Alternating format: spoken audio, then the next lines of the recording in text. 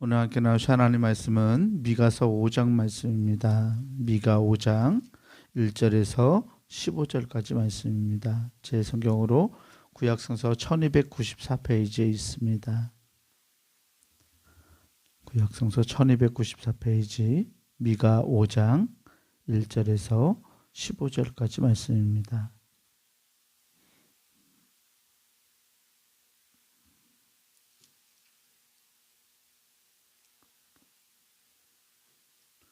네, 말씀 제가 이제 여러분들한테 나누어서 교독하겠습니다.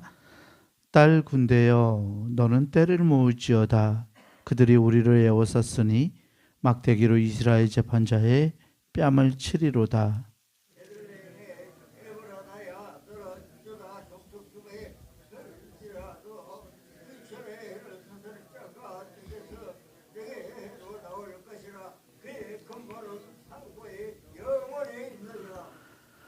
그러므로 여인이 해산하기까지 그들을 붙여두시겠고 그 후에는 그의 형제 가운데 남은 자가 이스라엘 자손에게로 돌아오리니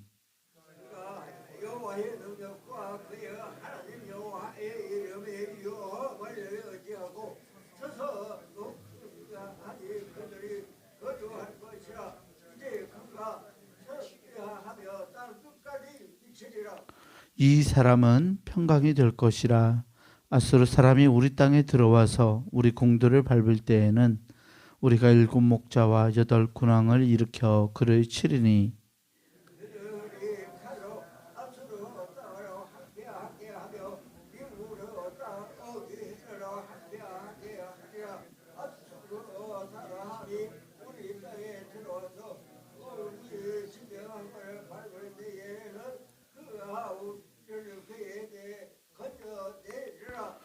야곱의 남은 자는 많은 백성 가운데에 있으리니 그들은 여호와께로부터 내리는 이슬 같고 풀 위에 내리는 단비 같아서 사람을 기다리지 아니하며 인생을 기다리지 아니할 것이며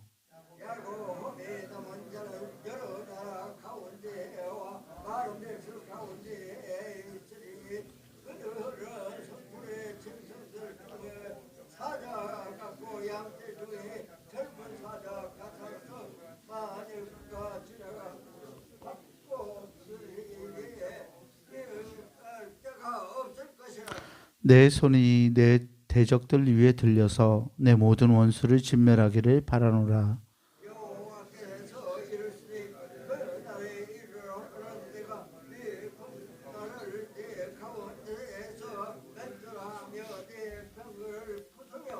내 땅의 성읍들을 멸하며 내 모든 견고한 성을 무너뜨릴 것이며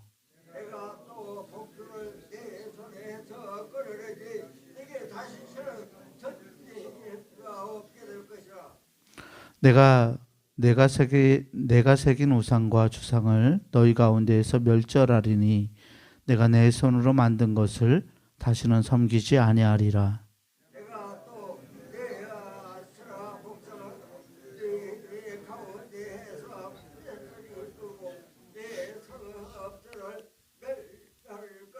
함께 봅니다.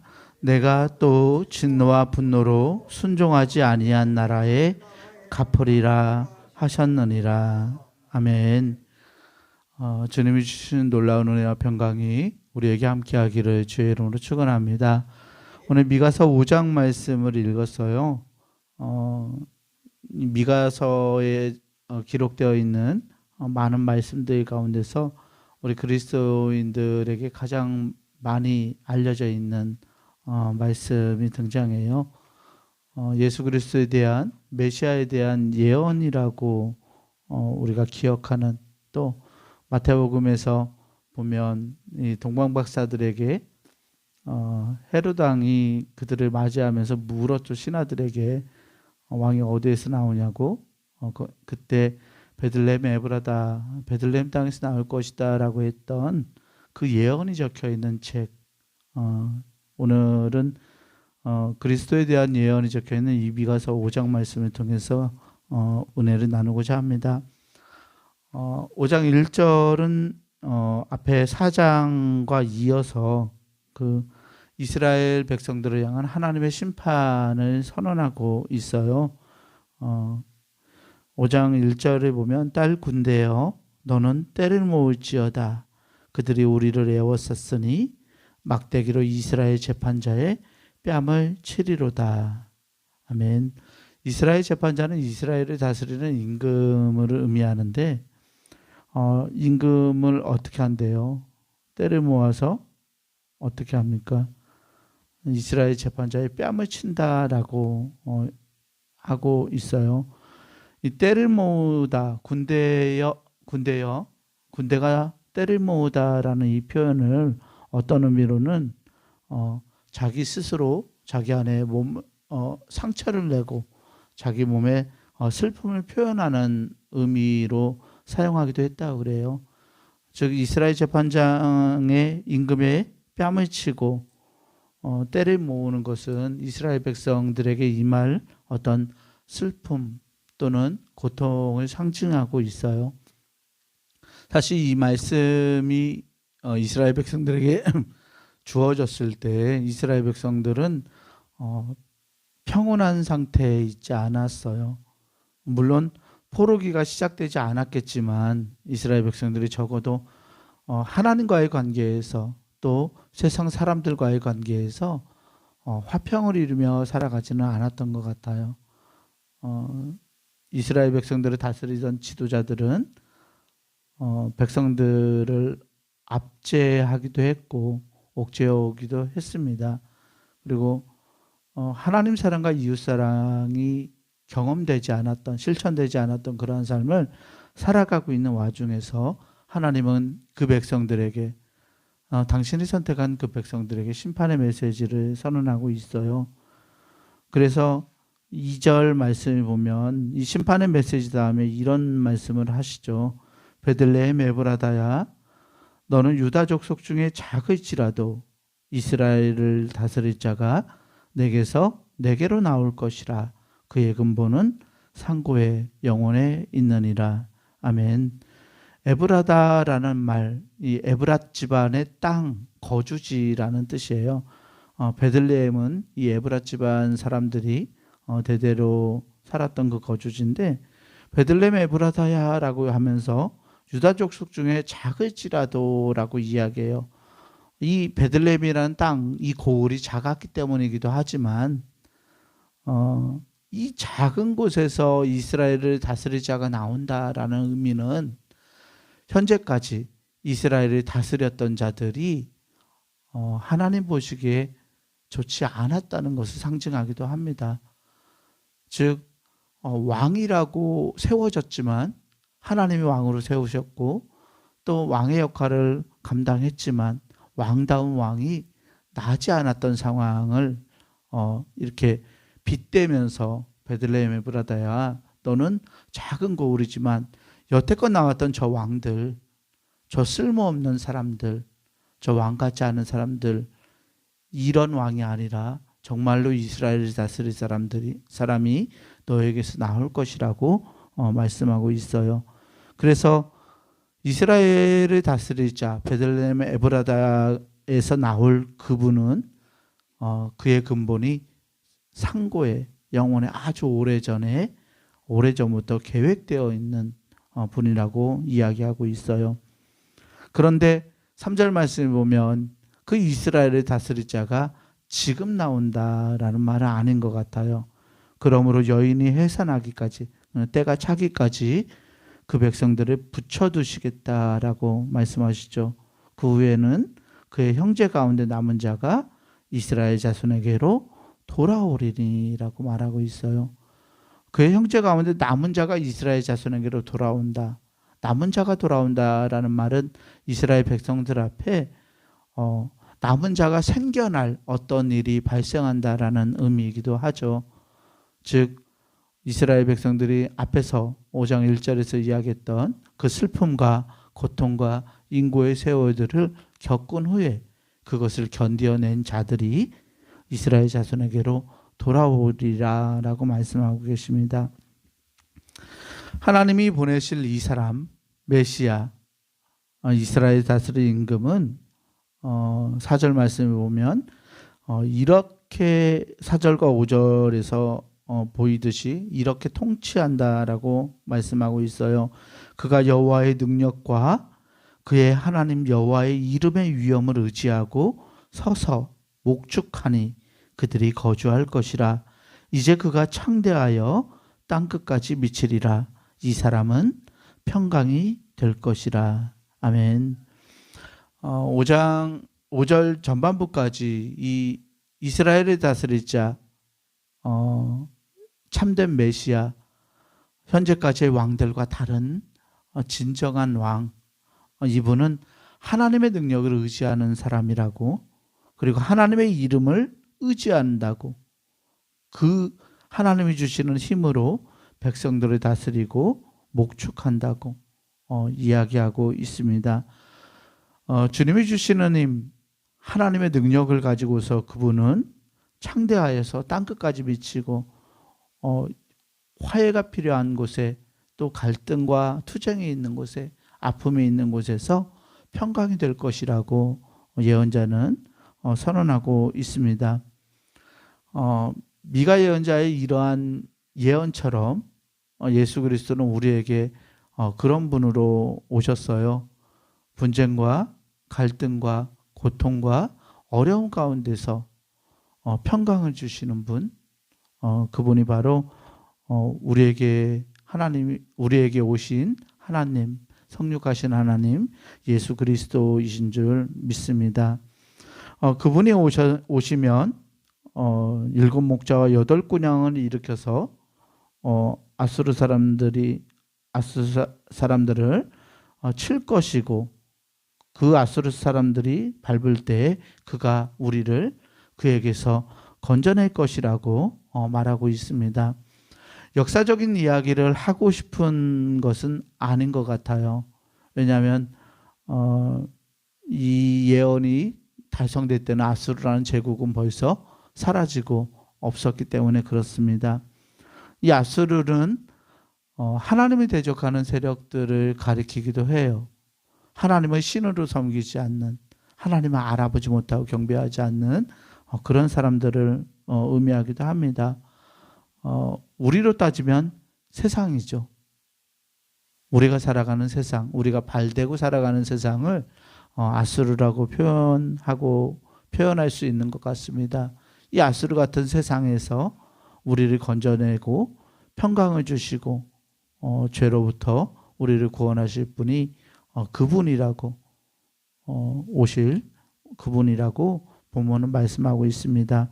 이제 7절에서부터는 새로운 왕을 통한 이 새로운 왕을 만나고 그 왕 앞에서 왕과 함께 남아있는 자들, 즉 현재의 고통과 어려움을 견뎌낸 자들이 맡을 역할에 대해서 이야기하고 있어요. 7절을 보면 야곱의 남은 자는 많은 백성 가운데에 있으리니, 하나님이 선택하던 이 고통을 견디는 사람들이 많은 백성들 가운데 있을 거래요. 그들은 여호와께로부터 내리는 이슬 같고 풀 위에 내리는 단비 같아서 사람을 기다리지 아니하며 인생을 기다리지 아니할 것이며. 아멘. 사람을 기다리고 인생을 기다린다. 세상적인 가치관과 방법을 가지고 삶을 살아가는 모습을 이야기하죠. 그런데 하나님이 주시는 은혜로 살아가는 사람들, 이 이스라엘의 남은 자들은 그 이슬과 단비처럼 나에게서 기원하는 것이 아니라 하나님에게서 기원하는 것을 가지고서 세상의 방법을 따르지 않을 것이라고 말합니다. 또 하나님의 도구로 이렇게 사용될 것이라고 이야기해요. 8절에 보니까 야곱의 남은 자는 여러 나라 가운데와 많은 백성 가운데에 있으리니 그들은 수풀의 짐승들 중에 사자 같고 양떼 중에 젊은 사자 같아서 만일 그가 지나간 즉 밟고 찢으리니 능히 구원할 자가 없을 것이라. 아멘. 하나님이 주시는 힘으로 사자처럼, 젊은 사자처럼 이게 주님이 주시는 힘과 능력을 가지고 세상을 살아가는, 세상적인 방법들을 이겨내는 하나님의 사람들의 모습을 그리고 있습니다. 그리고 마지막으로 10절에서부터 15절까지는 하나님이 선택하신 백성들, 그 어쩌면 패역했던 그 이스라엘 백성들을 깨끗하게 하실 하나님에 대해서 말씀하고 계세요. 이 일 모두 다 이스라엘이 스스로 선택해서 하는, 결정해서 하는 일들이 아니라 하나님께서 앞장서셔서 하시는 하나님의 일들을 말하고 있는데요. 10절에 보니까 여호와께서 이르시되 그날에 이르러는 내가 너의 군마를 내 가운데에서 멸절하고 너의 병거를 부수며 너희 땅의 성읍들을 멸하며 내 모든 견고한 성을 무너뜨릴 것이라고 말씀하고 있어요. 10절은 군마와 병거를 부시는 거죠. 즉 공격할 수 있는 군대의 수단들을 하나님께서 부수겠다라고 말씀하시고, 11절 성읍들과 견고한 성을 무너뜨린다는 것은 방어, 수비할 수 있는 군대의 모습들을 하나님께서 폐하시겠다는 거예요. 이스라엘이 다른 백성들을 공격하지도 또 다른 백성들에게 힘을 방어하지도 않는 상황, 군대가 더 이상 필요 없는 상황, 그 상황을 하나님께서 만드시겠다고 약속하고 계십니다. 또 하나님이 복수를 점치는 것을 이스라엘 백성들의 손에서 끊고 우상과 주상을 가운데에서, 이스라엘 백성들 가운데에서 멸절하시겠다라고 말씀하죠. 그래서 다시는 이스라엘 백성들이 손으로 만든 것을 섬기지 않게 될 것이다. 오직 하나님만을 섬기게 될 것이라고 말하고 있습니다. 또 아세라 묵성을 빼버리고 성읍들을 멸할 것이고 진노와 분노로 순종하지 않은 나라에 갚을 것이다 라고 말씀하시면서 이스라엘을 깨끗하게 하실 것을 약속하고 있습니다. 네, 오늘 말씀은 예수 그리스도의 탄생에 대한 미가 예언자의 예언이기도 하고, 주님의 메시아로 인해서 우리의 삶에, 믿는 이들, 남은 자들의 삶에 어떠한 일들이 발생할 것인지를 우리에게 가르쳐주는 말씀이기도 합니다. 그런데 한편으로 이 말씀을 우리 안에 기록된 말씀으로, 우리를 위해 기록된 말씀으로 우리가 읽을 때에는 앞으로 표현되는 이 세상은 우리가 살아가는 세상을 의미하고, 우리 안에 나타나실 메시아는 우리의 마음을 주장하시는 예수 그리스도를 의미한다고 말할 수 있어요.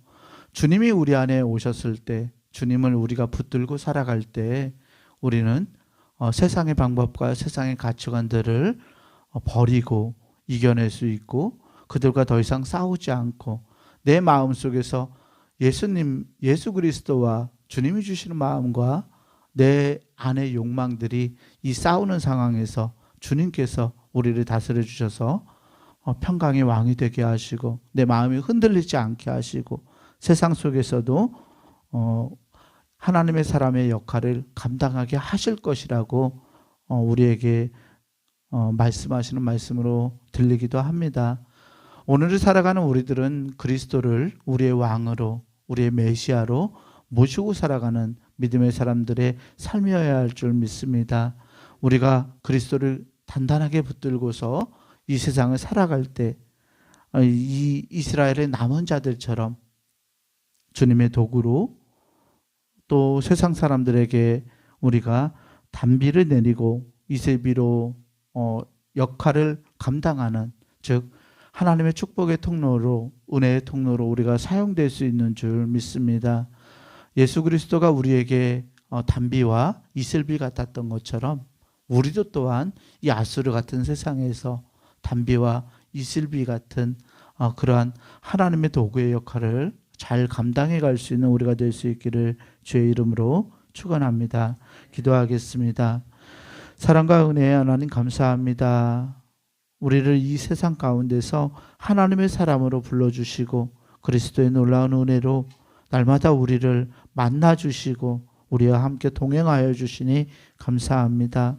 세상을 살아가면서 세상적인 방법과 세상의 가치관들에 하나님 우리가 기대고 의지할 때가 있지만, 하나님 그것들이 주님 앞에서 주님이 오실 날이 되면 어떠한 힘도 발휘할 수 없는 낡은 것이 될 것임을 발견합니다. 하나님, 우리가 주님의 놀라운 은혜와 능력을 소유하고 주님을 믿는 자로 주님의 믿음을 가진 자로 이 세상을 살아가면서 예수 그리스도의 놀라운 은혜의 역사를 세상 가운데 드러낼 수 있는 하나님의 선한 도구들이 될 수 있도록 인도하여 주시옵소서. 주님은 우리에게 이슬비와 담비가 되신 것처럼 하나님, 우리도 세상을 향해 보내심을 받은 하나님의 사람임을 기억하고 세상의 축복의 통로로, 은혜의 통로로 사용될 수 있도록 하나님, 우리의 마음을 주장하시고 우리를 들어 사용하여 주시옵소서. 오늘도 주님 앞에 마음과 정성을 드린 귀한 예물이 있사오니 하나님, 이 예물을 받으시고 이 예물이 사용되는 곳마다 하나님의 영광이 드러날 수 있도록 하나님 역사하여 주시옵소서. 감사드리오며 우리 구주 예수 그리스도 이름으로 기도하옵나이다. 아멘. 하늘에 계신 우리 아버지여, 이름이 거룩히 여김을 받으시오며 나라가 임하시오며 뜻이 하늘에서 이루어진 것 같이 땅에서도 이루어지이다. 오늘 우리에게 일용할 양식을 주시옵고 우리가 우리에게 죄 지은 자를 사하여 준 것 같이 우리 죄를 사하여 주시옵고 우리를 시험에 들게 하지 마시옵고 다만 악에서 구하시옵소서. 나라와 권세와 영광이 아버지께 영원히 있사옵나이다. 아멘.